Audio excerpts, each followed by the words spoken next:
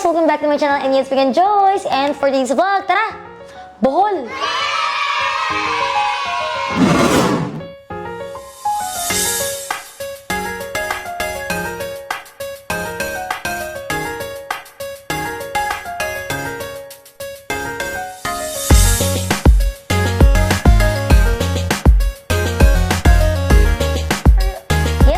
For this vlog, I'll take you to Bohol. So, we stayed in Bohol for 3 nights and 4 days.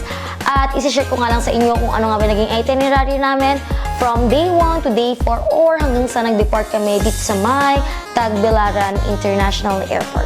On our first day, we departed here in Ninoy Aquino International Airport through Cebu Pacific Air with a flight number of 5J617, and the flight departed at 9:30 in the morning. And we arrived in Tagbilaran na mga bandang 11 o'clock in the morning. We traveled in Tagbilaran last September 6 to 9 with my friends. And before we departed, guys, we make sure na okay na lahat yung van transfer namin, yung hotel namin, at kung ano-ano pa yung mga activities na kailangan namin gawin once we arrive sa may Bohol. The time we arrive in Bohol, nag-aantay na yung van namin para maihatid kami sa mga hotels namin.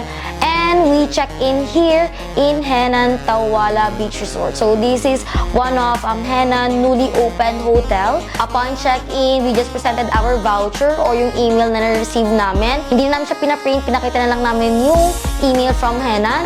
And also, meron silang security deposit na 2,000 pesos per night. So kung 3 nights kami dito, 6,000 yung dineposit namin. And you can use that. Like, kunyari, pagkakain ka dito sa may restaurant nila o order ka ng food, ganyan, pwede nilang i-deductan nyo or pwede ka din naman mag-pay through cash. We use our credit cards for this deposit. But take note, guys, ha, i-return naman nila sa inyo yung 6,000 na dineposit nyo once na hindi nyo siya nagamit. Or kung meron kayo sobra na dineposit na hindi nyo nagamit during your entire stay. We're so lucky because at 12 in the afternoon, available na yung hotel namin. Actually, yung oras sa check-in dito is 2 p.m. and the check-out time is 12 p.m. Then, ito nga pala yung nakuha naming hotel room. So, it's a deluxe room with king-size bed. Room 214 nga pala yung nakuha namin. Upon entering, ito yung makikita mo sa bandang left side. Dalawang payong yan na hindi pwedeng iuwi. And a security vault na pwede mong gamitin. And also, meron dyang part na pwede mong paglagyan ng mga maleta mo. While on the other side, meron dito malaking salamin at meron dalawang complimentary bottled water. May mga drawers din dyan. Yung laman ng unang drawer, guys, ay itong coffee nila or complimentary coffee with 2 mugs and 2 glasses. At sa bandang bottom naman niya ay meron silang fridge na pwede mong gamitin. Habang sa kabilang side naman ng drawer, guys, water heater yung makikita mo. Habang sa next drawer naman, guys, wala na kaiba makikita, pero pwede mo naman ilagay dyan yung mga important things mo. Sa harapan naman, guys, ng bed, meron ka makita dito na malaking salamin and another lalagyan ng mga maleta or stuffs, television, and study table. Ito nga palang room namin, guys, meron din siyang kasamang veranda na pwedeng pang-chillax tuwing morning or bago ka matulog. May lamp din sa tabi ng bed at habang ito naman yung itsura nung king-size bed nila. Punta naman tayo sa may veranda nila. Ito nga pala yung itsura ng veranda nila, guys. May coffee table dyan na pwede mo nga gamitin. At full view nga pala lahat ng rooms dito sa may Henan Tawala Beach Resort. From this place, makita mo ng buong kabuuan ng swimming pool ng Henan Tawala. So as you can see, marami siyang pool at malalaki din yan. Ito nga pala yung bathroom ng Henan Tawala. Meron silang hot and cold shower, hot and cold water dun sa sink. Kapag yung complimentary kit nila, meron sila dito ng shower cup, dental kits, cotton buds, at soap, conditioner, and shampoo. Nakuha nga pala namin yung hotel namin, guys, ng 4,993 per night or a total of 14,770 good for 3 days. On our first day, we did nothing special. We just relaxed, enjoyed the beach, and nag-inuman lang kami ng beer at mga cocktails. Oo nga pala, guys, to give you a heads up, si Henan Tawala nga pala ay nasa likod siya ni Henan Alona Beach. So, kailangan mo lang mag-walk going to the beach 3 to 5 minutes. And pag naka-check-in ka, guys, kay Henan Tawala, hindi ka pwedeng mag-swimming sa swimming pool ni Henan Alona Beach Resort. Likewise, ganun din naman kay Alona. So, kung naka-check-in ka kay Alona, hindi ka pwedeng swimming sa swimming pool ni Henan Tawala. Lower Zam, pwede mo naman kasing gamitin yung bar nila. So, dito kami nagstay sa may Henan Alona. Dito lang din kami nag-inuman. Pero hindi nga lang kami nakapag-swimming. Then after nun, we just had our dinner dito sa may Villa Tomasa. So, it is one of the best restaurant here in Bohol. You should try their food. Kasi, aside sa very affordable, sobrang dami din nung serving nila. So,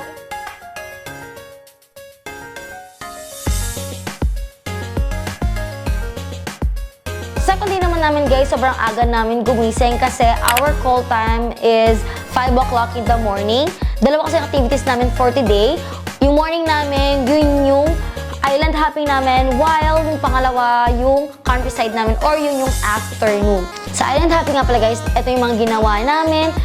Yung una ay nag-dolphin watching kami. Then, pangalawa ay nag-snorkeling kami sa may Balikasag Island. Pangatlo ay nagpawikan watching naman kami. Pawikan watching. Basta turtle watching. And last but not the least ay ang Virgin Island. Why did we choose na sobrang aga? Kasi gusto rin namin matapos agad at masolo namin yung dolphin watching. So, wala kaming gaano naging problema doon kasi nasolo namin yung sobrang daming dolphin. Mga bandang 7:30 nakahanap na kami ng spot kung saan sila madalas lumalabas. By that time guys, dahil sobrang aga namin, 2 or 3 bangka lang yung nag-chase. So, isa kami sa mga 3 bangka na yon at hindi kami nag-aagawan kasi halos solo namin yung entire Karagatan that time. Then, mga bandang 8:30 na kami natapos mag-chasing dolphins. Then, after nang binaybay namin yung dagat, papunta naman dito sa may Balikasag Island. It is one of the best island here in the Philippines, I swear. So, you should try this one. I'm not a good swimmer, but I'm super in love with this island kasi ang ganda nung reefs nila. So, dito sa Balikasag Island, guys, pagdating nyo, ipapaiwan nila sa inyo yung mga importanteng gamit nyo na hindi waterproof kasi masisira or mababasa yan dun sa maliit na bangka. Dahil pagdating namin sa Balikasag Island, guys, hindi pa yun yung bangka na gagamitin namin papunta dun sa mga snorkeling spot. Kasi sobrang babaw ng water due to corals, kaya hindi pwede doon yung mga malalaking bangka. So, kung meron kayong waterproof na bag, use it kasi sobrang laking tulong sa inyo nun. Then, yung bayad nga pala ng snorkeling dito guys is 150 pesos. May mouthpiece na siya at meron siyang goggles. Unfortunately, hindi ko nakuhanan yung ilalim nitong Balikasag snorkeling spot. But dito sa may Pawikan, we're so lucky kasi nakakita tayo ng Pawikan and nakuhanan natin siya ng sobrang lapit. Then after namin magpa-Pawikan watching, dumiretso na kami sa may Virgin Island. Sobrang low tide dito sa may Virgin Island that time. So kitang-kita mo yung sandbar. Pero nasad lang ako kasi hindi na siya kasing white nung sun before.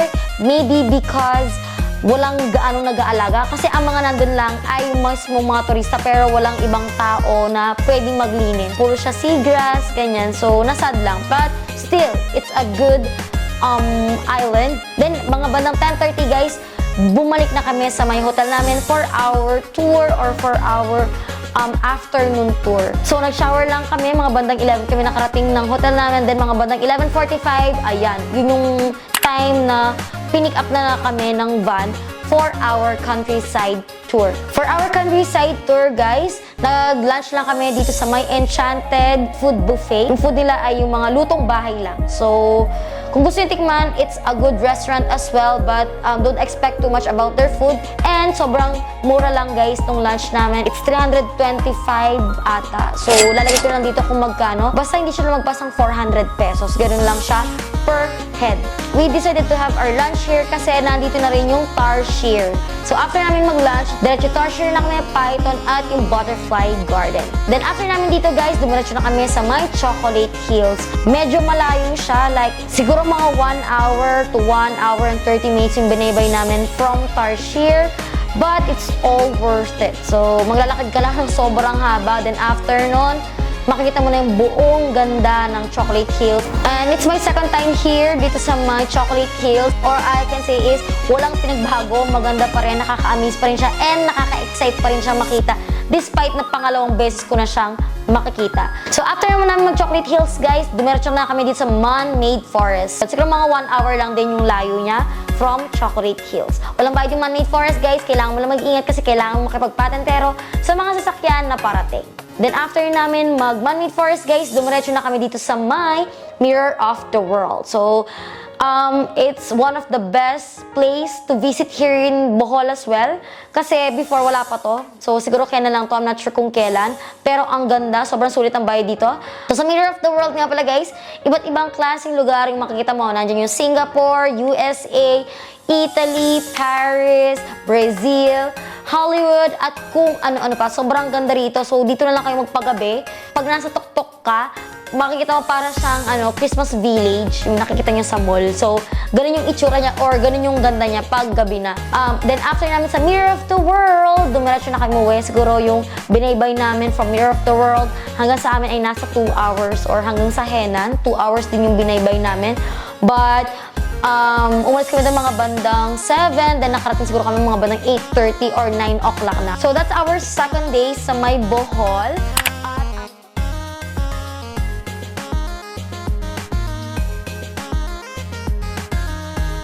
So, it's our third day here in Bohol. So, on our third day, hindi naman kami gaano napuyat dito kasi yung oras ng call time namin is 7 a.m. the morning. But still, we woke up early para makapag-breakfast pa rin kami. Then, mga bandang 7 a.m., pinick up na kami ng van namin para mag-start na kami sa may Anda tour namin. So, from Panglao to Anda, ang biyahe namin guys ay almost 2 hours. So, 2 hours yung binaybay namin. Sobrang layo niya. Then, mga bandang 9:15 or 9:30, nandun na kami sa may Anda, Bohol. Sobrang layo niya. But it's all worth it. Pagdating namin doon guys, yung una naming agenda ay ang makapunta sa may Umantad Falls. It's one of the best and famous falls here in Bohol and one of the tourist destination din na napanood ko sa biyahe ni Drew. Yung Anda tour naman namin guys, nag-start kami sa may Umantad Falls.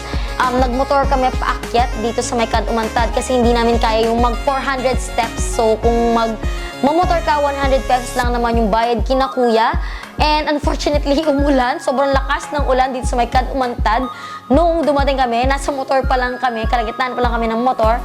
Sobrang lakas ng ulan, but still, it is one of the best experience because kasama ko yung mga friends ko, we had so much fun and unforgettable talaga siya. Wala kaming ibang nagawa kundi seize the moment na lang talaga. So kahit malakas yung ulan, photoshoot kami, mabilis ang photoshoot, mabilis ang shoot, but this time, I had no chance to use my camera anymore because nabasa siya. And ang huli kong shoot ay yung nakapag-motor lang kami. After namin sa Umantad guys, sulit na ni Mother Earth yung pagbasa sa amin kasi sobrang lakas din ng ulan. Then we had our lunch here sa Katapdapan Rice Terraces. It's a restaurant.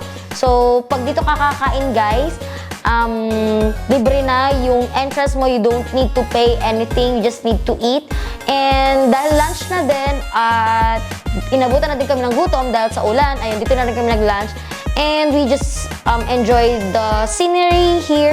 So it's kind of Banawer Rice Terraces, but this time it's in Bohol. Medyo mababaw lang naman yung step or yung mga pagiging terraces niya, but still, it's a good and perfect destination. Unfortunately, hindi lang masarap yung pagkain dito sa restaurant na to. Sobrang konti ng serving and ang mahal ng food. Pag hindi nga pala umuulan or hindi maputik, pwede kang mag-walk dyan sa rice terraces nila. Pero hindi namin trinay kasi sobrang maputik at for sure lulubog yung mga sleepers namin. After nun, dumiretso na kami dito sa may Cabagnaw Cave. So, it is one of a Bohol best cave. And ang dami mong cave na dadaanan before ka makarating dito, but as per locals, yung Cabagnaw Cave, yun lang yung pinakamaganda.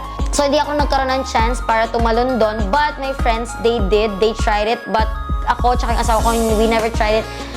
And natatakot kasi kami. Kasi unang-una, madilim. Pangalawa, mataas. And pangatlo, deep yung water. Pero as per my friends na nag-jump doon, wala kang ibang makita sa cave na kundi water lang and hindi daw mapanghe, walang bats or walang mga panike and maliwanag daw dun sa ilalim. Kung nasa taas ka, kitang-kita mo na sobrang dilim, pag nasa baba ka, maliwanag na daw kasi nga siguro dahil sa gawa ng sikat ng araw. After namin magkabagnaw cave, dumiretso na kami din sa may Kinangli Beach. So, Kinangli Beach, it is one of the underrated beach here in Bohol. Sobrang konti lang din ang tao dito. Masasabi ko lang sa kanya, para siyang pang-relax na place. So, kung gusto mo mag-relax after the whole entire travel mo, you can stay here. But if you don't wanna visit Kinangli Beach para mabilis kayong makarating agad sa mga hotel nyo, it will be okay. Kasi sobrang layo din nung biniyahe namin from Kinali Beach hanggang sa, sa hotel namin. So, 2.5 hours if I'm not mistaken. Then, sobrang gutom na namin nung pagdating namin sa may Panglao. On the Bohol, it's one of the best places to visit here in Bohol as well. But you must allot your one day for this place kasi biyahe pa lang, ubus na siya. Or agahan nyo na lang yung alis nyo sa mga hotel nyo like 6 a.m. or 5 a.m. para pagdating nyo doon, marami pa kayong time to enjoy the place. Then, after namin mag-dinner, diretso uwi na kami.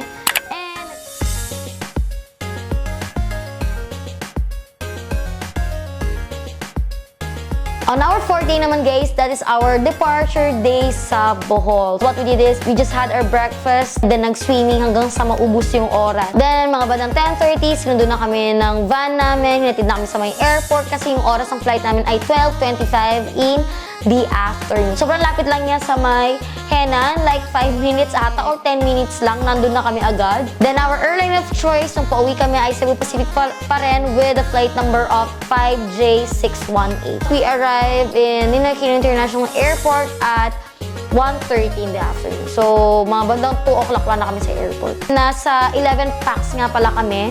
8 adults and 3 kids plus 1 toddler. So, 12. Pero yung 1 toddler, hindi na namin siya kinount sa mga expenses namin. So, lahat ng expenses namin, divided by na lang namin sila sa 11. So, that's our travel itinerary here in Bohol.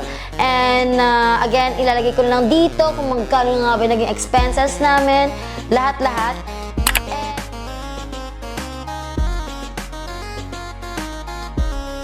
That's it for today guys, and if you like this, just give me a thumbs up, subscribe to my channel, turn on the notification bell, share this video, at kung meron pa kayong gusto ipa-vlog, patikim, puntahan, just comment down below, and I'll see you on my next vlog. Bye!